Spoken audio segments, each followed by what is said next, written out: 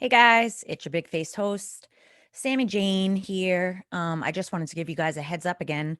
This is another one of the interviews that I did before COVID, before the pandemic. So I just wanted to give you guys a heads up. So if it seems confusing that it doesn't really align with the way we're living now, it absolutely does not. But Nikki Neon, my guest, and the interview that we did was such a beautiful, inspiring experience. And even though it's not exactly how we're living right now and things are different, it's really nice to remember what's important. And this interview did that for me, and I'm sure it will for you. So, guys, dig in. It's a two-parter, part one, part two. So 2 weeks coming at you. Enjoy, guys. And now, this week's edition of Big Face with your host, Samantha Jane Tilton. Heyo, welcome to Big Face. Welcome back. You're here with your host, me, Samantha Jane Tilton, aka Sammy Jane. And not just me, because we have our guest here today, Mr. Nick Neon. Hello. Hi. Hello, he is Hey. an actor and filmmaker. Yes. And director and many other things that I could keep going on about. You should know this if you don't already, but Nick has created two films, many award-winning films these are. So one was called Bleu, and that was the first of the two that he's done so far. Yeah. And the other one is 01. Yeah. This is correct, sir? That is correct. And so I'm just going to run down this list because this is how many awards there are. So for his first film, Bleu, he won the Audience Award at Scene Film Festival. He was He was awarded the Choice Film Award at Korea Queer Film Festival. He won Saturday Short Select for Ain't It Cool News. And for 01, his second of the two films so far, because we know more are coming, it won Best Short Film at Honolulu Film Festival. It was the winner of Best Short Film at North Louisiana Gay and Lesbian Film Festival. It was the winner of Best of 2019 at Cocktails and Screens. And biggie people, not that the others aren't, but it was an Iris Prize nominee. And that was at the Iris Prize Festival at Cardiff. Yes. What the hell is that? It's. I had no idea what it was until about 2017, and it's actually a really special festival because it's the largest LGBT film fest award in Europe for short films. It's about £30,000. And that's a massive amount for an award. So and they only nominate 35 films, every year. And 01 was lucky enough to be one of those nominations. 35 every year. Yeah. So back in 2018, went right after we world premiered in Austin, we moved to Cardiff and got to celebrate. Yeah, the nomination. That's unreal. Yeah, it's been a weird, very surreal journey the It's been a last ride. year and a half. Yeah. It's so so wait, your first film came out when? So Ultra Blue was shot late 2015, and then it kind of had its big world premiere in April of 2016. And then I ended up touring with that for like a year and a half. And then that bled into starring in other short films. And then I was able to tour with those. And through that, I kept writing the next film in this Jimmy Park saga, which led to 01. And then 01 we shot in February of 2018. And then we world premiered it in September of 2018. And since then until last year, December, we just kept going. God Yeah. damn. So it was crazy. You don't know this. I don't. What? Like, what the hell are you going to say? I know. I watched both your films. I wasn't sure. And I was like, okay, we're going to ask these questions.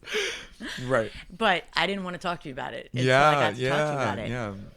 I have to say, so you had shared with me before we were talking now that the second film had gotten a lot of mixed reviews. People weren't digging it. It maybe wasn't going to fully get made or Get released. Yeah. Yeah. It was a very, very antagonistic reception at first. It was less than lukewarm, and it was just sort of everyone just thought the first was better, and I was suffering from like sequelitis, and Yeah. and for me it was like I spent 2 years developing it and figuring it out, and then we were able to raise about $24,000, which is 5 times the budget of Ultra Blue, Wow. and I felt like I had wasted everyone's time and money and my own life to put this out, and I really took everyone's words to heart, and I believed them, and I did not. I think the empathy in me was like it worked against me in that case because I had no spine to support the film I had just made. And I think that was like the best lesson I ever learned because like I basically gave up on the film, and the moment I did, this was like it was a finished cut. Yeah. We were being rejected from all the same festivals that took Ultra Blue with open arms and loved it and loved me and said they were going to support me as a filmmaker, and then they kind of just like they were like and it was like it really felt like a shutout. And it's also a thing of like you can't take those kind of things personally because you are sort of festivals are at the mercy of so many things, including like what is the current agenda for the festival in any given year, like what are the goals and themes of it, and also runtime, everything plays into it. But I still couldn't help but feel like I set out to make something that I thought could fill a void within the community, like a niche, like the LGBT space. I thought I was making something that wasn't like everything else I had seen. So when that was the return on it, it was really hard. As we discussed, like I basically quit. I said, well, that was a waste of 2 years of my life, and I'm gonna I guess I'm just gonna put it on YouTube, and if 12 people watch it, those are the 12 that I'll have to work with, and I just have to try again. And maybe I've only got 2 more shots before I'm like 35 or something, and I have to give this up and just get a full-time job and enjoy movies as a content viewer, as a bystander. Yeah. I think it's so important for people to hear how fickle this business can be, how fickle the audience can be. Yeah. And you and I have spoken about you staying true to yourself. We had a whole discussion about, and we'll get more into this, about the process of how 01 was actually finally made and how, but we spoke about it at the diner. Yeah, I remember that. And the way, and you were saying how it was like metal. Like it was just solid. It was like metal. Yeah. And it just wasn't able to be changed at that point. Like you felt like that was the bottom line. And I didn't fully understand what you meant. But then you explained it more, and I think we said, I think what we said was that piece of metal represented your truth, and it wasn't bendable. Yeah. And you can't bend the truth. You can't bend the truth. Yeah, and which I love. I still love that. I think love about that. Our conversation. I think that I've already started using that as like an expression. Like I think that was a beautiful conclusion we made in that moment. Yeah. It was. And it's so, and look, you can't, I mean, I try and learn this, it's always hard, but I can't control anybody's perception, but I just got to keep trying to stay true to me. And the fact is, and we'll talk more about the journey of how hard it was for you, but the fact that you did, and the bottom line was, well, maybe only 12 people are going to see it on YouTube, and you stayed, and look at what happened. It's funny. It's like something that everybody around me was saying. You should, if you do a third one, make sure you go back to the first one. Like go back in that direction. Yeah, because it's definitely weaker. It's not as strong. Just like and not as authentic. The biggest like thing that was like thrown my way that felt almost superfluous or ridiculous even was when people would tell me that it wasn't as authentic as the first, and it's just not the, it's just not the, it's not the, yeah, it's just, it couldn't be farther from the truth. Like so much of my blood literally went into that script and into making that film, and to me it is my best film, and it's the film that's gotten me the closest to my dreams and my career, and it landed me an agent. Like it led to everything, and like I won like cash prizes over this film. I never won money for something I've created in my Besides, life. like, bingo. Yeah, not even bingo. Like, this bitch does not win. Like, I have spent my life losing. Like, you know, like, I am now a very gracious loser. But this felt like, you know, at the time I was like 31 and when I finished 01, and it was like, how many more times can I lose before I have to hang this up?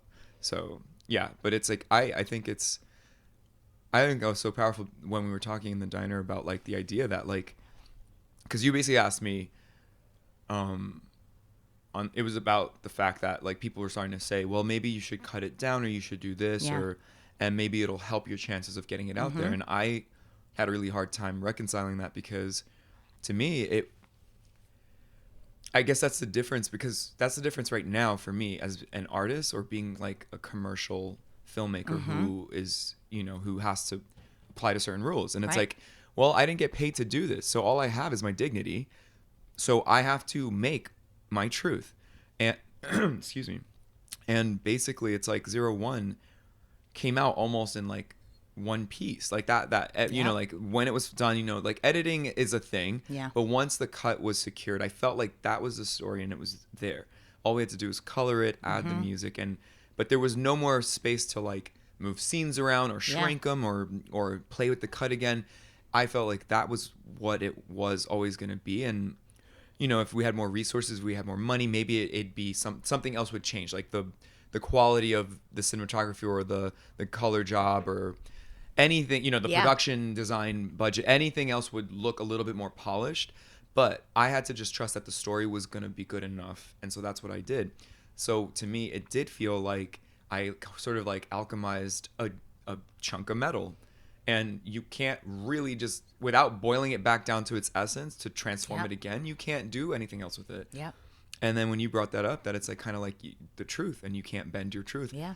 That really solidified for me something that I have been thinking about the more that I got to tour with the film and see the actual response in a theater, which is different than a bunch of people who are already, basically they were asked to sort of give feedback. And so they think it's like instantly like, let me find all the criticisms I can give and let me watch this, you know, like on my smartphone or on my laptop in my room alone. And, you know, and what I discovered was that the film truly shined in the format it was meant to be seen in, which was with an audience, like being a raucous mess. Like I wanted everyone in the audience to be so engaged and like interact with the film, and that's what they did. And so that first screening changed everything. Yeah. You know, oh, man, there's so much that I love. I loved, so I haven't even told you what I thought of the films, but you know, I do want to say one thing. You just said like people are so quick to form a judgment about, you know, a film or give their feedback immediately. And I do think that there is something, unless I have an immediate like, that they were not truthful, that was, you know, it just felt like a moneymaker or whatever, if it's a very strong reaction. Otherwise, you know, we talked about this, that what film did I see? I forgot what it was, but we were speaking about it, and I said, a lot of times somebody will ask me after I see a movie, like, I forgot what movie it was, but I remember talking about that. And it's like, did you like it? And sometimes I'll be like, it was okay. I didn't love it. I didn't hate it. I'm not really sure where I stood on it, right? But then, days after, I catch myself. I'll be waking up thinking about it, or just during my day thinking about something about a film. And then I know that it was a very good movie. Right. I don't have to like it. Yeah. It doesn't have to like jive and make me happy or make me feel like, yeah, this is my jam. If it makes me think for days later or even the next month and it comes to mind, that to me says so much more about a film over like, I love this immediately. Yeah, I agree. Yeah. Yeah. So like with your film, like, you know, it was really cool to see it. Yeah. Thank you. So, there's so much I want to talk about when it comes to your film, but did we talk about at the diner? Did we talk about like that one festival head who's his feedback to you? Yeah, and that say it again. Please tell me again, because I do remember. Yeah. I'm trying to remember. Yeah, it was just that like one of the only film festivals that did that I was an alumni of from Bleu that ended up taking 01, and I think that that's something to like really like state, because I think a lot of filmmakers can be let down by the fact that they think once they've gotten in with the festival that they'll always be in with the festival. And I'm here to tell you that's not always the case, and you can't take it personally. Like, it is what it is. One year the festival director will change, or the head of programming will change, and their taste will be different. Their mission will be different for the year, and your film will just not fit that, that overarching vision. But so, like, one of the festivals was CAFNY, the Korean American Film Fest of New York. It's like a third culture film fest. It's like Ultra Blue played there, and then we submitted 01, and we didn't hear back immediately, so we were like a little nervous again, because this had been a few film festivals in. We were still being rejected from our alumni festivals, and basically we finally did get the selection email, and then there was like a nice big party that we went to for all the filmmakers. And at the party, I remember like sitting there and just sort of like meeting other filmmakers and stuff, and then one of the heads of the film festival came up to me and was like, "Hey, you did 01, right?" And I was like, "Yeah, thank you so much for having us like back at the film fest." And he was like, "Yeah, I actually really got to tell you, I got to talk to you about something about your film." And I was like, "Okay." So we like sat down, we were drinking. Dun. No, but like, No, I'm kidding, I know. but anyway, I mean, I didn't necessarily feel that, but I knew that he wanted to say something, and for some reason, I kind of sensed that what he was going to say was going to help me understand what happened to the film, in the early months. And he basically said, he's like, "So I watched the film the first time, and I remember just thinking, like, when it was over, I was like, I don't know. Is this good? Is it as good as the first one? Can we put this in our program?" And he said he wasn't sure, and he was kind of conflicted about it. And he basically said that he was not going to include it just out of guilt, but so he was very torn about the film. He didn't think he wasn't very impacted by it. And then he said a day went by and I couldn't stop thinking about it. And then another day went by and I was still thinking about the film. And a few days later I was like, you know what, I need to go back to the film. And then I watched it again and I realized what you were trying to do was make a deep cut film about this character, where we have to work a lot harder as the audience if we want to be rewarded. And he's like, then I realized what you achieved, and I thought you made a great film, and that's why it's here. And that was the festival that led to my agent. Oh my God. My agent's assistant was in the audience. So what I mean? Like, you just don't know. It is just like a truly magical, weird loop of a thing, and I was so grateful for that. Yeah, and I was grateful that he was so honest with me. That's the thing. That's we need more of that. Yeah. More of that honesty. More of that that care to take the opportunity to take it in. Yeah. To take it in, like, to not come to a quick judgment. He was honest with himself and you. Yeah. Right. Which I can really appreciate, and I think it's so important to acknowledge that. You just, with this business, you just don't know. I find it, I have to say, I find it so interesting, people's responses. So I watched your films. I watched 01 first. Okay. Because that is the one that we spoke about more yeah. recently, and hearing your process with that. And I just really wanted to see and feel and put it all together, what you've shared with me privately. Yeah. And I it's nonsensical that people compare one to the other. They're two separate works of art, which is very difficult. Like, there isn't one they're different. They're different. You were at a different place. You were telling a different story within yourself and the character. Yeah. And I thought, I loved it. Yeah. And you did share with me that, I mean, that's such a, like, I loved it. I have so much more to say. But that's, thank you. Like, I love hearing that. You know what I thought? Which is, like, for me, I don't, unless it's like Parks and Rec, The Office, or Frasier, like, I don't really want to, like, loop anything. I don't want to watch it over and over. Inglourious Bastards, I can watch over and over. Yes, queen. Right? Yes. And your film, I felt like I could watch it again and again. Oh, that's thank you for that. That's it was such a beautiful mix of, like, just the beauty of I mean, the cinematography, the direction that you did, like your writing, getting to that window into that your character and the dynamics with the family. Like I just it didn't. So people, one thing people said is, am I correct that it was like too dark and negative, or like what were they saying about it? Yeah, well, they had issues with like, they basically just didn't think that. It's hard to. It's funny because I'm like going backwards now to the. You're like, to, I don't like, care the what they say criticism. now. Right? Fuck No, no, them. no. Yeah, and it's like been so long now that I kind of even have blocked, like not even blocked, but they've dissolved. Doesn't matter anymore. Yeah. Right. Yeah, but they just like they. Which is, I gotta pause, yeah. which should be such a lesson to us. It doesn't matter now because we get past it. It should never matter to begin Yes, with, agreed. because it's not about them. Yeah. Right. And if I had only stayed more focused on myself and Right. my baby that I created, I would have been happier on the journey to get where it was going. And it was always going to go where it was going to go. And I had to just, it was a lesson in learning to truly trust the journey of it. You know, I made this movie called 01, which is like about going from 0 to 1, like starting all over again. And the tagline was "Nothing good gets away," and I didn't learn that until halfway through the film circuit. You know, That's what it is to be human. I feel like even when we learn a lesson, we relearn it and we relearn it. And you were saying about this film, it taught you a lot that moving forward, you don't have to like doubt yourself so much. You don't have to. You'll be able to trust more. Yeah. Do you think you will? Yeah, I mean, it's funny because again, here I am. I'm at the writing stage of the next one, and the next one's a feature, and it's like a whole different type of box of challenges.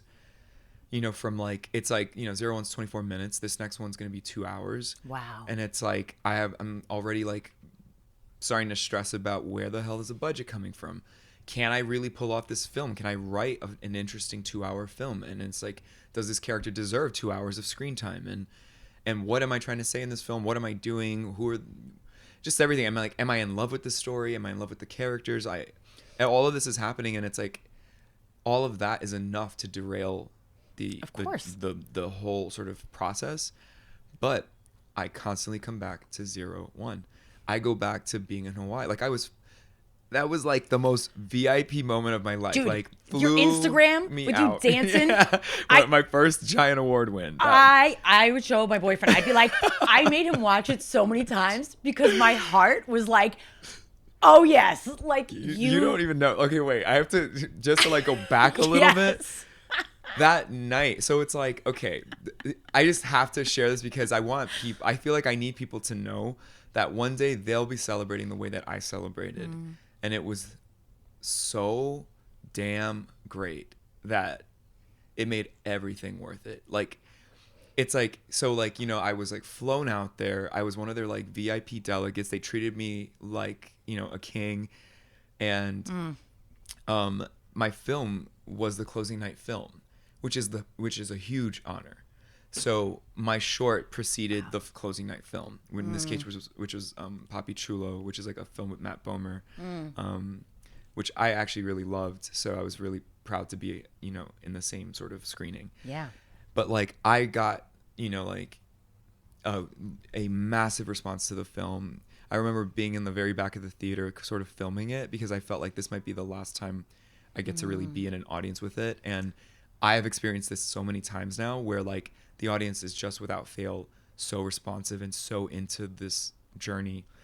And I just remember being so happy to be there. And so like, so anyway, we had this incredible Q&A afterward, and I got to, like I shared in that room a lot of things that I don't know if I'll ever share again publicly. Yeah. And I felt safe enough in that space with like that full house to say things. And it was this beautiful moment of connection between audience and filmmaker and artist or whatever. And so I was high off life. And then the next day was the closing of the festival, my first red carpet event. Like I had, and I was like put up in my hotel.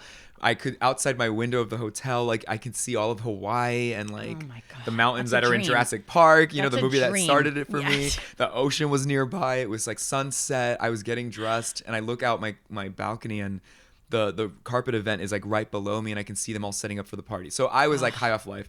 Get down to the event, take photos, Oh my and God. then like go You're relax. fancy. And I felt very fancy. And then I basically spent like 2 hours drinking like crazy and celebrating, because to me it was over. I didn't even know that my film was nominated or that it was up for an award. And then I'm in the middle, and people just kept coming up to me and talking my about Zero God. One. And so I was like, I was so high, and I was so happy to have these conversations with these people. And all of a sudden, in the middle of talking about answering someone's questions, I hear 01, and everybody like claps or screams, and I'm like, what just happened? And I don't know what's going on. I'm like, I'm sorry, I think I just heard my film name, and then I didn't know what that was. And then I hear it again. It's like, where's Nick? Where's Nick? Nick Neon. And I'm like, what's going on? And I'm like moving through the crowd, like to get to like the podium. And all of a sudden I get there, and like the head of the festival, Brent, is like, he's just like, come here. I'm like, I'm like, what? What's going on? He's like, you won. I'm like, what did I Oh my fucking win? God. He's like, you won Best Short. I was like, and I like froze and everything. And it was one of those moments where like everything went silent, and I saw the award coming my way, and it was this massive, beautiful glass plaque with my name and 01 there. And it just, that single moment made me realize the importance of awards. It's not to like blow yourself. It's to basically knock everyone over the head with who told you couldn't do it or told you it wasn't worth it. Yep. It is like the ultimate punching like glove. Yep. And so like I had that award, and then I ended up spending the rest of the night holding it. Like, and I just remember walking around everywhere, and I was like, I'm taking this to Mickey D's after. I'm taking this to the beach. Like, tonight, it ain't weird. Tomorrow, it will be weird. But tonight, I motherfucking won, so I'm holding this motherfucker. And it Bitch, was you try and tear it from me. Yeah, Fuck bitch, you. try and take it. Try and make me feel stupid today. And then I literally remember finally, like, ending the night, and it was it was the longest night. It was crazy. I get back up to my room, and I've been alone on this whole trip. Usually, like, I've had one person on my team with me, and this was like, I was alone, and I think I had to be because I needed to know my own self-worth. And I just remember lying in bed, watching TV, and it's like 5 a.m., and I'm so like hungover already. Yeah. But I'm just sitting there, and I put the award up against the other pillow, and I fell asleep like looking at it. And then I woke up and was like, Great love. This is a dance celebration. And that's how that video got posted. Oh my God. I was still so high off of it. But anyway, yeah. I have so much for that. So, okay, couple things. So one, for those of you that don't have the honor to know Nick personally, when you say, you said it so beautifully before, but you said that everybody will get to have that moment. Yeah. And like, so you as an artist, you are you and me, I mean, you know how we connect. Like, you are my kind of artist. You are generous and loving and giving and caring on such a beautiful level. Thank you. And so when you just said that, you just said it like, and so when people have this moment, like, because they will. I believe it. I know you do. Yeah. And that's the thing. You think of others without even realizing you're thinking of others. Yeah, okay. I didn't think about that. You give love without, you give inspiration without even trying, just by being you. I get to witness this, and it is a beautiful thing, but I just wanted to call attention to who you are. Thank you. That makes me emotional. Yeah, seriously, thank you. Because you're, it's a really beautiful thing to believe in others, to give them hope. When, as artists, we can feel so hopeless sometimes. Absolutely. Yeah. Yes, and thank you. Yeah, I love you, man. You know I love you. Yeah, I love you. You're my. Thank you. No. You're my soul brother. Yeah. I say that all the time. Yes. You are.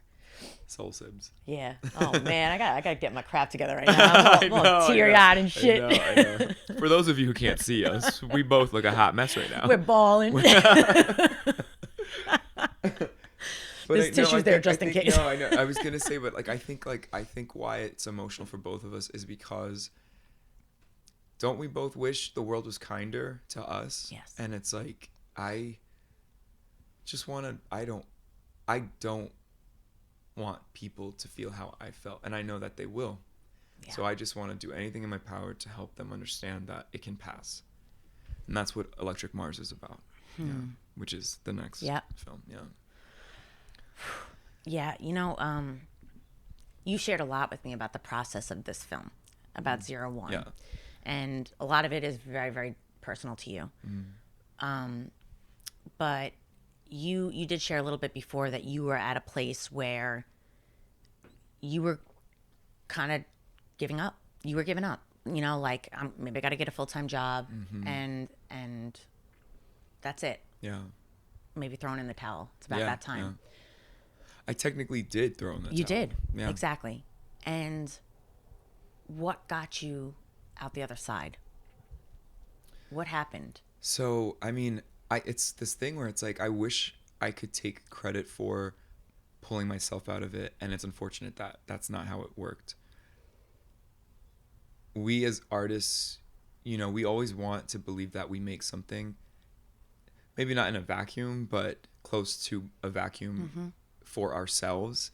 But there is the greater world out there, and whether we want to admit it or not, we want their approval. We want and approval, and human nature. approval is like a misleading word, because what approval really means is that we want someone to say, "Oh, I also know what that feels like. Yep.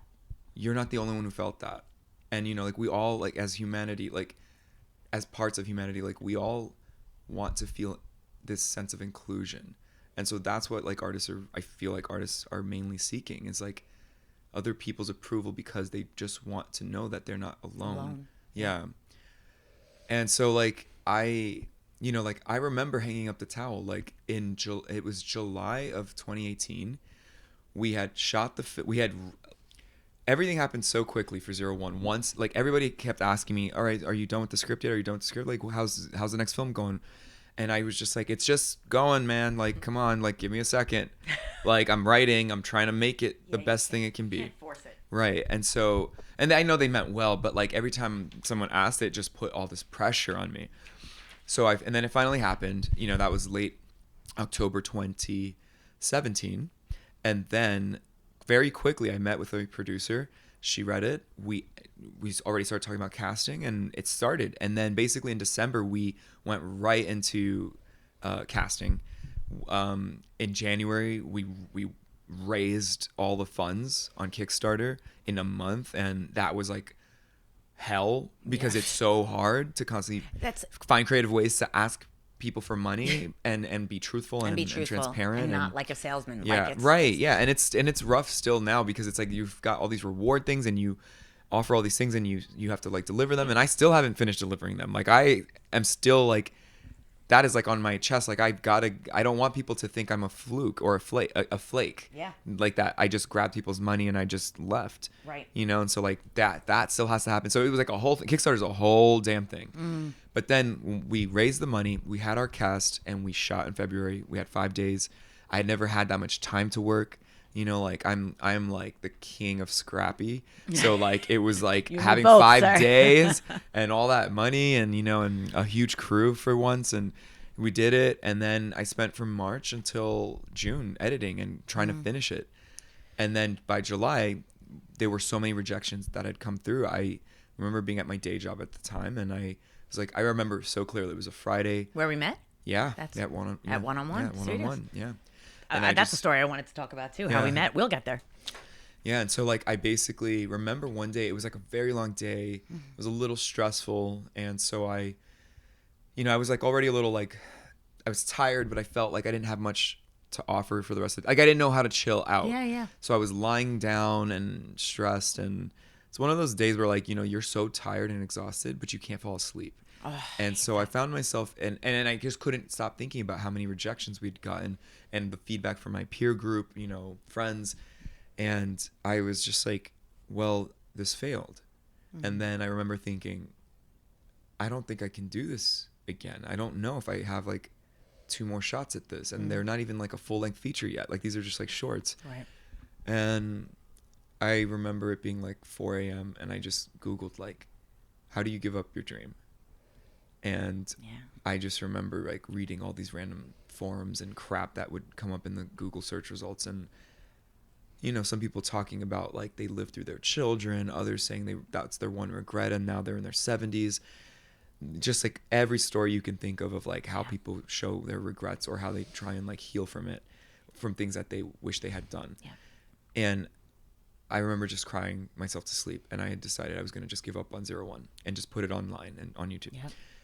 And then the next day I got the world premiere email. And then only 5 days after that, I got the notification that I was nominated for the Iris Prize. And then since that, it didn't stop. And then I toured with it for a year and a half. So like that pulled me out. But once the festival circuit began, I was still feeling like an imposter. I was like, here I am, like going to all these festivals and everyone's loving it, but I still don't feel it.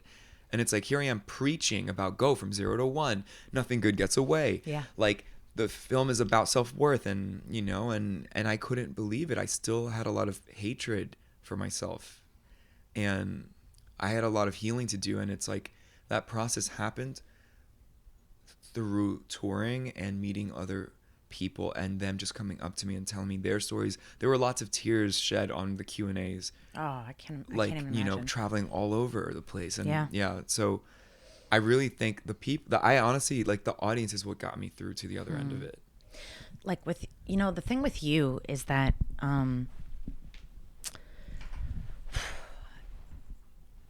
you're the kind of work, you're the kind of artist, you're the kind of person that I connect with. As much as I would love to be a smiley, happy person all the time, you and I both know it's not interesting to me when things always seem easy. And I think you touched on something. Sorry, I'm changing gears. Sure, but yeah. You said like you felt like an imposter. Yeah. Oh, And I think that is something that I can identify with, feeling like a fraud. Yeah. And figuring out when I have bursts of like creative stuff, and then actually trusting that was something, and that, Yeah. but I don't feel that way all the time. It doesn't, I gotta stop judging Yeah. what comes out of me, you know, and We've got the world doing it for us. exactly. So like, and I think all artists, all creatives, like all actors, we're our worst enemy more than other, factions of humanity, because it's like we have the most at stake. Like what we try and do is like take feelings and reinterpret them or lay them bare. Like people fucking buy Hallmark cards because they can't do it. Right. They need someone else to do it for them, and that's yeah. And so, And it makes sense why there's that element of fraud or imposter syndrome, or yeah, I think there's something to be said about feeling like an imposter. And yes, and like while there's rejection in other people's careers and stuff, I believe as an actor, as an artist, our product or our career is our soul. our fingerprint. Yeah. Yeah, And it is different. and it is tied to our, it's tough, I think, because our entire sense of being is tied to feeling like, I'll speak for myself, like my emotions and my soul and what they are drawn to do and connect with humanity, or my purpose. So when it feels that significant and I have to be free and able to do that, to do what I'm meant to do, I'm only human. It is very hard to be vulnerable. It is very hard to let people in and to freely put that out there. Yeah. It's really difficult. I don't know if you can identify with that. Yeah, because I mean, absolutely. I think it's as simple as like, when you look at the world, when we look at what touches humanity, it's usually like art in some form. I think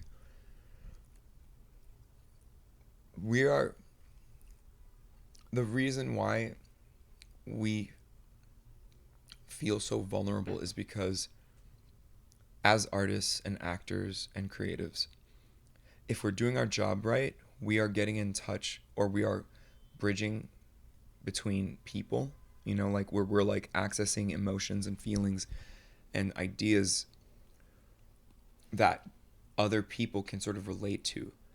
But you cannot get in touch with humanity if you're not in touch with your own humanity.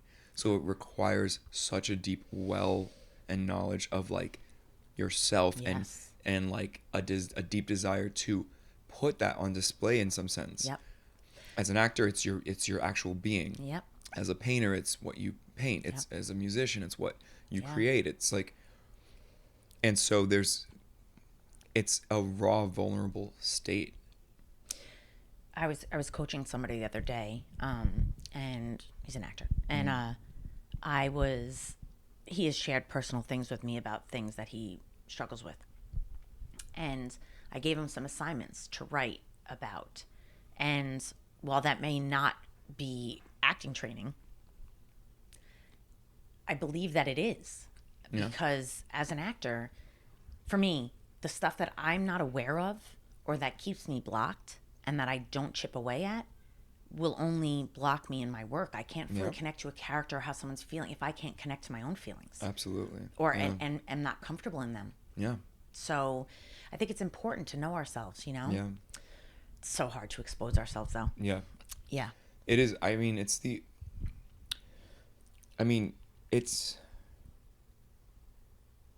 I don't know how else to put it except that I don't know, like it's one of those things where it's like it's not enough to just say that it's the hardest thing, because it's beyond It's that. beyond, I know. It's just beyond it.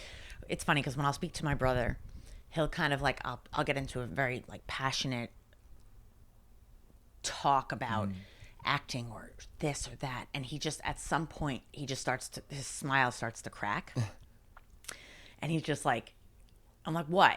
And he's like, you're just so intense. You're so intense, because I could talk about this forever. Yeah.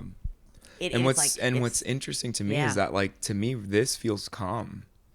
Right. Like this exchange right now is like, it's like almost meditative. Right. It doesn't feel intense. But my brother is not this way, so he'll go. I know, yeah. He'll go like, artists are like, he won't Too- say artists are crazy, but he'll just be like, artists are, oof, they're a lot. Right. It's a lot, right. Yeah, but it's like, Which I get, but Yeah. I don't know. I don't know anything else. same. I agree. Yeah. I've always known this. I'm a very sensitive being. I think that that's just who I am. It's my DNA. I think that's partly why feel that this is what I'm meant to do. Yeah. You know? No.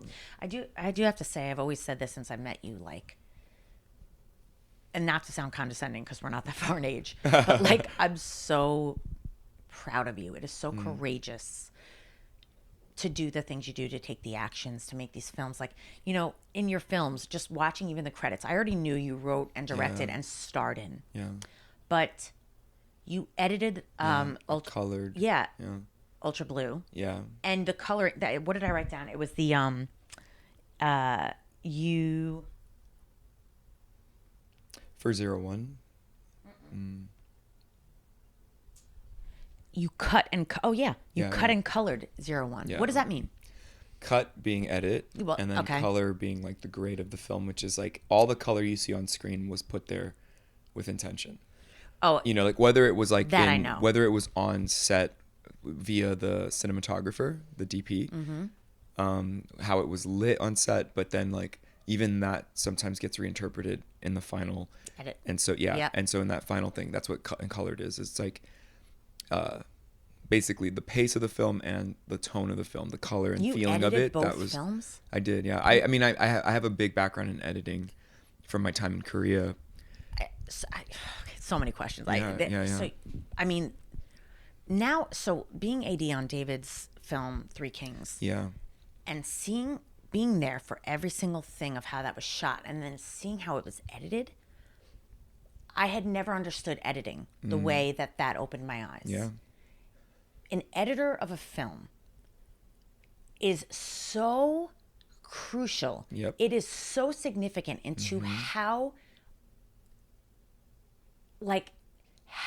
a piece of art is manifested at the end. Yeah. Like it is completely different. It is, I mean, I don't even have the words. Yeah. Because it was fascinating to see what a good editor can do with something. I Yes. saw all the raw cuts. I was there for right. every piece of the shoot.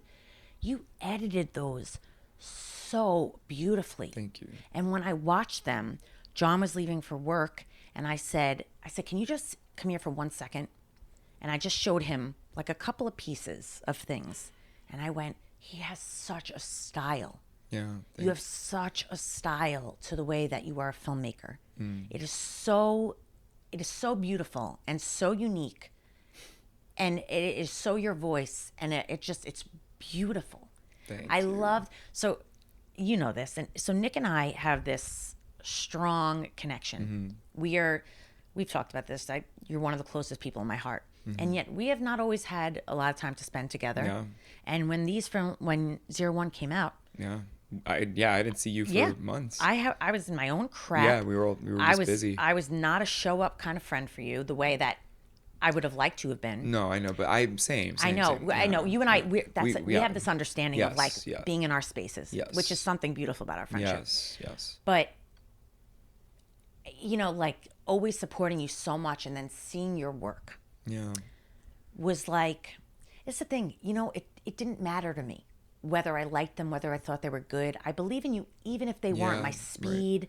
Like, I it's such a funny thing. I didn't care really how they were Yeah. because I believe in you. Yeah. But then to see them, I love how they represent you. I love who you've grown to be and make these. I feel like it says so much about your journey. And it's really beautiful. I'm so glad you're able to share that with the world. Thank you. And I have questions. Unless were you about to say anything? No, I'm just I can't thank you enough. I'm so love you. grateful. I'm so grateful. And you know, so would you say that there are parallels between Jimmy, James, and you? Are there Yes, parallels? Absolutely. Yeah. You know, they say you write what you know. Yeah. Oh yeah. I mean, that was what this all has. This is the character of Jimmy fucking Park. Jimmy Fucking Park. Fucking A. Yeah. This he is me a few years ago at any given point. That's what I'm working with for the rest of my life.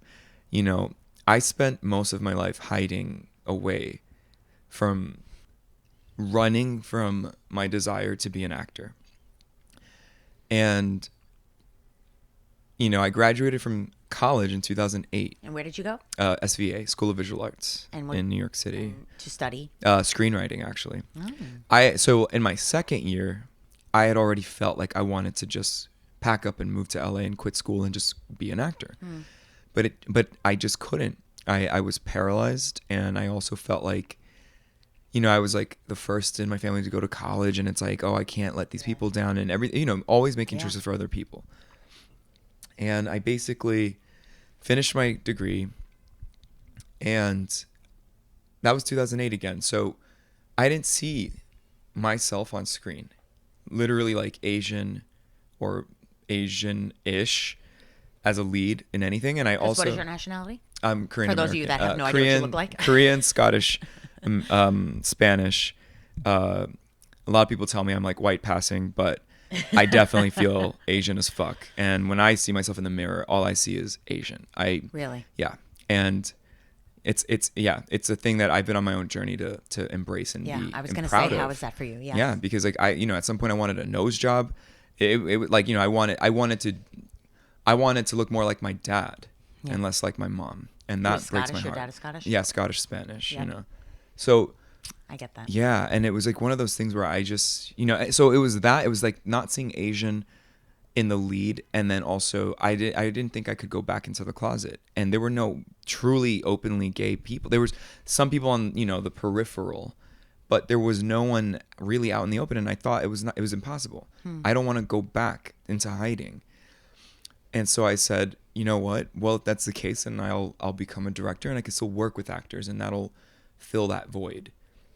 And it fucking didn't. Yeah. And I spent years in Korea, like joining an improv troupe and starring in like my first like indie, like micro budgeted feature film thing, like that, you know, just like kind of just trying to insert myself constantly without realizing what I was doing. So when did you come out? I came out at 16. At 16. Yeah. So yeah. That's a process all of itself. It is. I know. We'll get there. But basically, Yeah. it was one of those things where I had been in Korea for almost 8 years, like about 7 years or so, and I started thinking I either have to put my roots down now or I should move back to the States. And I also said, if I'm going to go back to the States, I need to go back being everything that I set out to be once upon a time. And if I can't do that, then I don't deserve to go home. And that led to Ultra Blue, and that led to, filming it in Korea as I was leaving and starting this new journey I've been on. And and it's like one of those things where it's like, if only I knew then what I know now, Right. maybe I would have started Always. sooner. But according to the way the world has moved and where everything is today, I entered the game right when I needed to. It was supposed to be the way it's supposed to be. Yeah. So that was one thing I didn't know, because I don't know if you know this about me, but any movie that I ever watch, I want to know nothing about it. Yeah. Literally, comedy, drama, actors, trailer, nothing. Okay. Interesting. Yeah. Anything. Yeah. So if I get a sense by somebody saying that a show is good or something, I'll either take a leap and I'll go, I'm going to try it. But if they start to tell me, oh, and she lost, no, I freak out. I do not want to know anything. Wow. Because it colors the Yeah, experience yeah, for me. yeah. Anybody's take on anything, that I'm looking for Sure. what their take is the entire time. Yeah. And so I just don't, there's nothing. I don't want to know anything. So with your films, while I'm lucky enough to have gotten to hear your experience in the making of them, Right. You didn't. I didn't know story. so much of the films. We Yeah. talked about certain things and where they came from and how that they, you adapted and things like that. But I went into these films blank. Yeah. Which I loved. Yeah. I loved. I love to see the journey. Yeah. I love to see your character is so lost Yeah. in a lot of ways. Yes. Can you identify with that, and do you feel like that's part of how this came to be, these films? Yeah. I mean, so right now this is we're 2 films into this thing that I nicknamed the Jimmy Park Saga. And these first 3 films, the third one that I'm working on now is the first feature length following this character. So basically this is like 01's a second in a trilogy of my whole thing is like I want to follow Jimmy Park every decade of his life, and we're going to kind of see this character grow old on screen. So that's what I'm about. Did you see those movies before Sunrise? Oh, that is absolutely one of the biggest influences. That Eternal Sunshine. Yeah. Well, we've spoken about that. Eternal Sunshine. Yeah, right. And my relationship with Yes. Clementine. Yep. Yeah, it's just one of those things. So I just was like, well, what can I do with this series that is what is truthful to me? And so in my life, what I'm experiencing is, for me, it's like I needed to find my own window into what I wanted to tell if I was going to be telling a story about a character that we're going to revisit him at multiple points in his life. These first 3 films are very much about my personal 20s. And so, the first Ultra Blue, like, it explores, both shorts are 24-hour periods. First one explores the first 24 hours after, like, sort of a brutal breakup or faux breakup, because it's like that's the world that character lives in. And, Yeah. Things are not clear. You think you're in a relationship. No, nobody wants to admit that they're in a relationship. I wanted to ask you about that, your character's kind of take on that, like being sick and tired of like how things are, for lack of a better word, flaky and insignificant. And do you... And transient. Yeah. Do you feel that? Can you identify I with? still feel that way. Yeah. I think I'm like a cusp millennial, and, and I don't understand the world of the generation below me. But you're such a, like, you and I both are, we've said this before, like old souls. Yeah. So it's a very different thing. It's a different thing, but like, I don't know. It's in a lot of people, and it's also very different in the queer community, where everything's a lot more open, and there's almost like an antagonistic, let's go in the opposite direction as far as we can. So we're gonna, like, there's for every person who's like sort of like in support of like more sort of like open relationships or like very future forward thinking in terms of like the dynamics within a relationship. There are people on that side of the equation who are very much trying to shame queer people who might adhere to like a more classic traditional, or like and it's committed. like, yeah, and I think that that's really unfair just because I look at my life and I fall into that category, and I don't think it's only because that's what I've been conditioned into. I have very limited energy, and people make me feel a certain way. When I'm in love, like a person will make me feel a certain way. Oh yeah. And I don't have like the bandwidth to spread that out, or it's like culturally, like within, I identified as gay for a very long time, but then I started to realize that like a lot of things that happen within the gay culture and gay community, I don't understand. And I started identifying as queer because to me that felt more appropriate, because I just felt like other, whether it was in the sort of like heteronormative world or like, like the queer, the sort of like alternate. It just felt I was like an outsider on both sides. So Jim is kind of like, again, Jim is me, and I felt constantly like I was on the like periphery of existing, and being in Korea was also such a strange experience for me. And so I just needed to kind of make sense of it, and the only way that I could do that was like to put it, pen to paper and then bring it to the screen. So yeah, I highly relate to Jim. And Jim is like a much more flawed version of who I am today, and maybe he's exactly who I was a few years ago. And what I've learned, I'm trying to save Jimmy Park, and I hope that by like having him go through his journey, other people can watch it and take something away from it. And so far it's been the case. Like, it's worked. And the thing is that it is a journey for Jimmy Park, for you, for me. Like, I think about who I was in my early 20s, and for me, or early to mid 20s, that was my lowest point in life. That is when I hit a bottom of not knowing how or who to be, how I was going to do it. Yeah. And so I don't think, like you just said about identifying with queer or gay, like, and at this age you're supposed to like be getting out of college and have your crap together. Right. And like with your character, like, it's 26, like he's supposed to have his stuff together. And I like rage against that. Yeah. Against, right?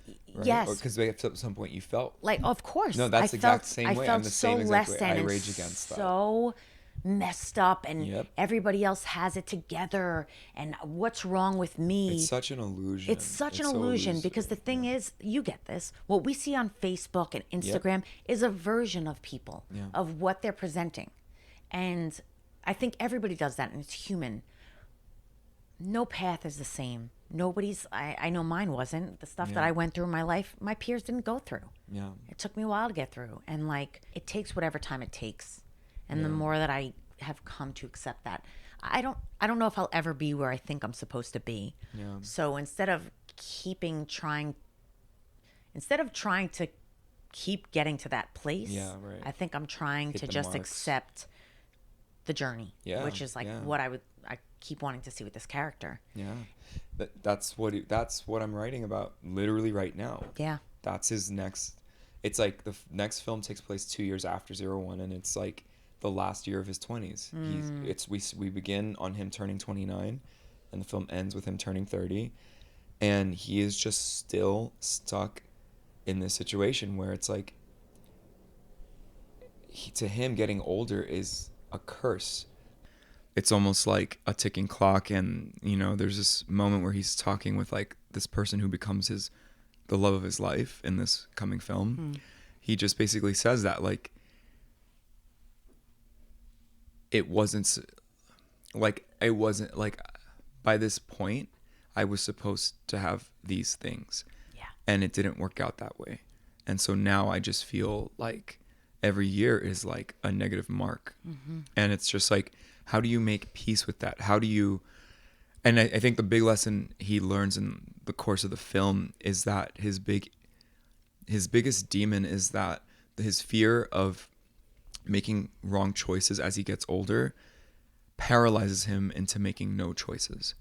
And like a really important thing he says to me that I discovered was just that he basically says that like every time I come to a fork in the road, I would rather sink into the ground than make a choice. And like that journey is about how do you make peace with the choices that you make. You asked in your film, you said, do you like, or you said in your film, like making, like choosing things that you won't regret. Mm-hmm. I forgot the phrasing that you in wrote. Ultra Blue, yeah. Yes. And then making decisions that you won't regret. And and then he's like, I don't think we. What did he say? I think Dean says, I don't think we plan to make choices that we're going to regret. Exactly. And I feel like we can only do the best we can with what we have at the moment. Yeah. And that looks different for everyone. For everyone at different ages, at different.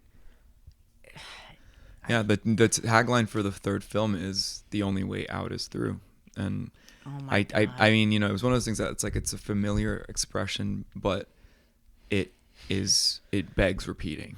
I have a very close friend who's kind of like a spiritual mentor for me, and she's always say she's always say she's always shy. She's always shy. She always says you can't jump over it, you can't go under it, you can't go around it.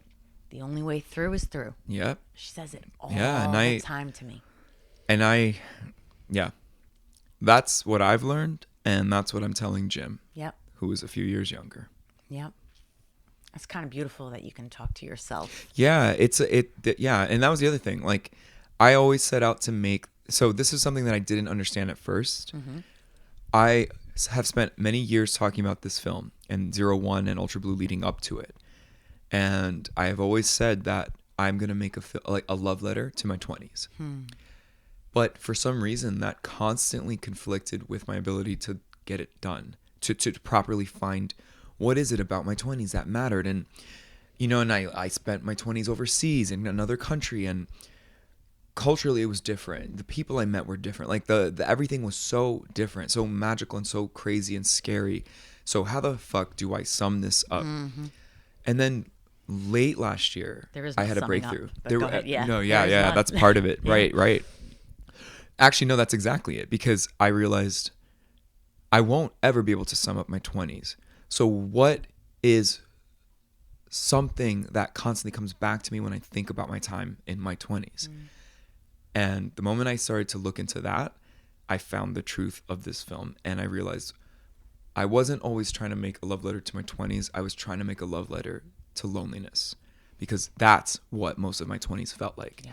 And the moment I honed in on that, every scene now serves what does loneliness look like in all of its beauty and glory and pain and sorrow, and what does it look like when you finally meet someone that loves you and you still feel alone and you still feel lost and you still feel confused, and how do you make peace with that?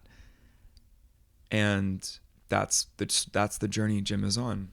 And ironically, I feel like I'm still on that journey. But, so like, I'm just going to find him a healthy breaking point by the end of the film of like, all right, this is a step in the right direction, but he's still deeply flawed, because that's all you can do.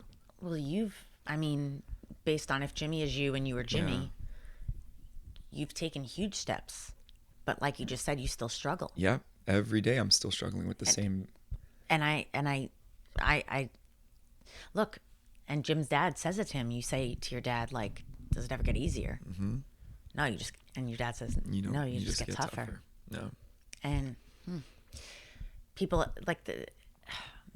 people will say, my mom, my mom died when I was 16, and she was dying in 6 since I was 11. And it's been, I think it's almost 22 years now that she's been gone, and people will be like, it's never okay. Like I'm saying this, it's never okay. It's never easier. I've just grown and better able to adapt. And I think that that's like our hardest things. Nothing changes the pain for me, I'll Yeah. speak. Nothing's No, I changed the think pain that I feel or have felt. I just have grown. to cope and I'm better create. equipped and Yeah. learn to be healthier Yes. in Yeah. in ways to deal How with you it. deal with Would you things, say yes. like you're making Absolutely. films? Yeah. You could be doing drugs Yeah, or right. destroying your life, Yeah, and and- you're And using. for a second in my Yeah. 20s, it was that. It was.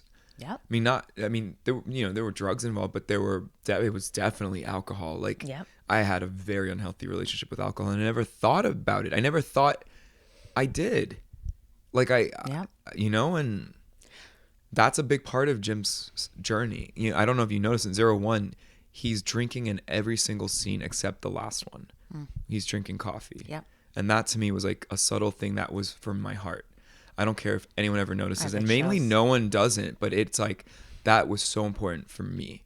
And every time I see the end of that film and he's on that roof and he's looking at that vision of those cars, I am so happy. And when he smiles, it's almost like I'm always smiling.